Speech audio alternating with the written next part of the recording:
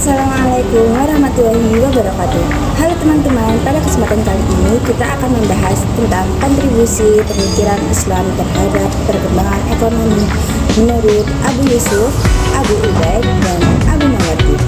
Oke, sebelumnya perkenalkan, nama saya Salamatul Jana dengan NIM 174 dan saya Farah Nayla Sati dengan NIM 1.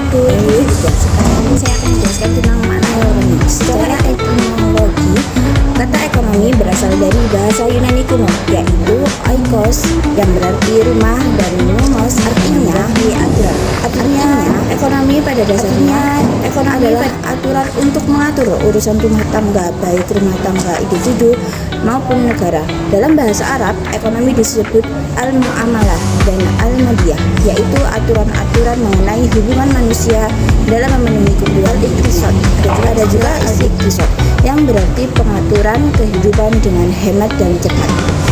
Selanjutnya, hakikat dan dasar ekonomi. Hakikat ekonomi Islam terletak pada penerapan syariat Islam secara menyeluruh dalam kegiatan ekonomi. Artinya, setiap individu, keluarga, pengusaha, dan pemerintah harus menjalankan kegiatan ekonomi sesuai nilai-nilai Islam.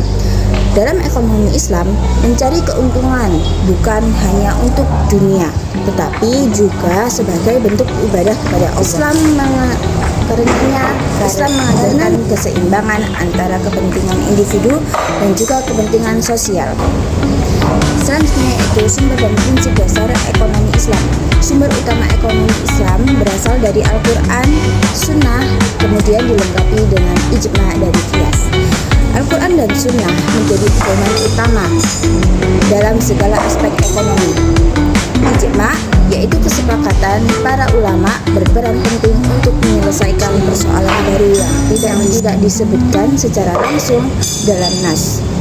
Qiyas yaitu penalaran analogis, digunakan untuk menetapkan hukum ekonomi berdasarkan persamaan alasan atau ilat.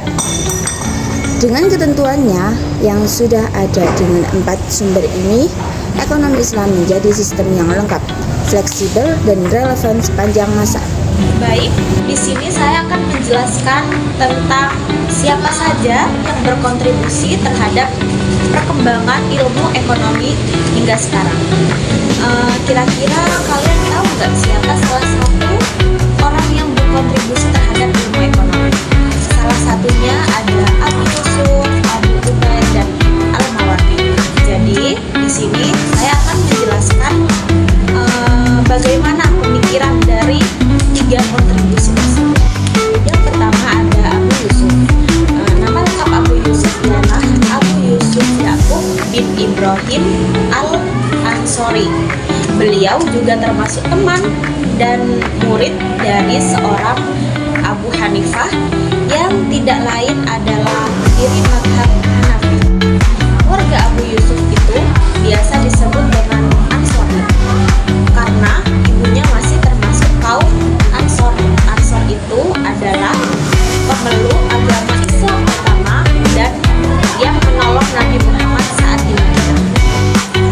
Karya kitab Abu Yusuf adalah Al-Kharaj yang di dalamnya berisi tentang hukum-hukum sesuai dengan isu-isu terkini yang bersumber dari Al-Quran, hadis, dan as-sunnah.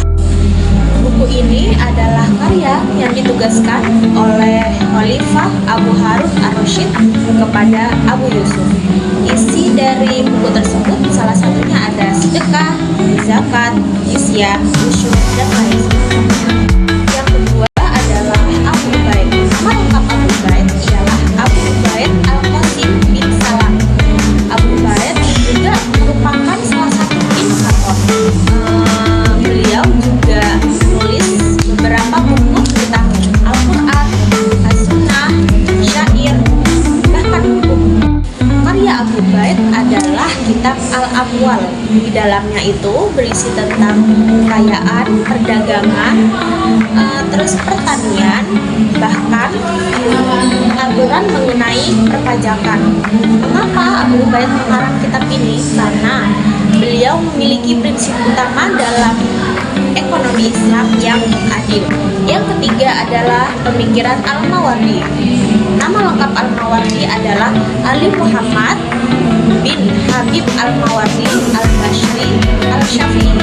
Dinamakan Al-Mawardi karena dahulu bapak dan kakeknya salah satu penjual air mawar.